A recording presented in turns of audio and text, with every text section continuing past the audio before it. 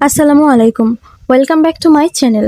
আজ আবারও হাজির হয়ে গেলাম এক আপুর অসম্ভব সুন্দর ভালোবাসার কাহিনী নিয়ে। আপুটি সবাইকে প্রথমে তার ভালোবাসা এবং শুভেচ্ছা জানিয়েছেন। তো শুরু করা যাক।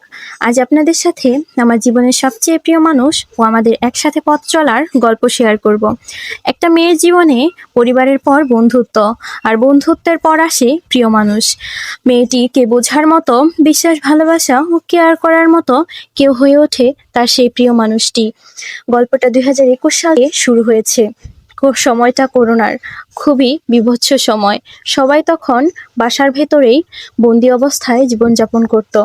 জানি না কতটা সুন্দরভাবে লিখতে বা উপস্থাপন করতে পারবো নিজের ভালোবাসার কাহিনীটুকু, কিন্তু চেষ্টা করব সুন্দরভাবে উপস্থাপন করার। কিছু সম্পর্ক সিনেমাটিক হয়ে থাকে, তবে আমার ক্ষেত্রে কিছুটা ভিন্ন। আমার গল্পটি অন্যরকম। আমার প্রিয় মানুষটির সাথে আমার প্রথম পরিচয় ছিল ফেসবুকে। তার নাম শান্ত।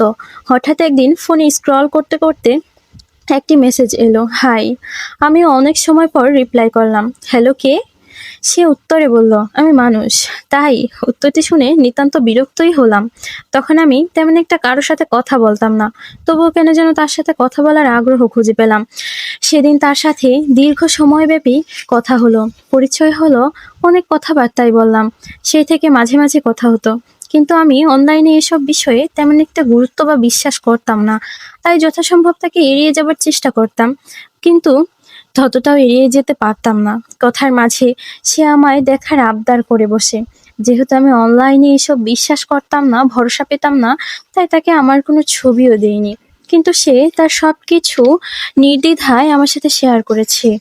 তার সমস্ত কিছুই সত্যি কথা বলেছে আমার কাছে। পরবর্তী সম্পূর্ণ কাহিনী জানতে হলে অবশ্যই পাশে থাকবেন এবং আমাকে সাপোর্ট করবেন। এতক্ষণ গল্পটি শোনার জন্য অসংখ্য ধন্যবাদ।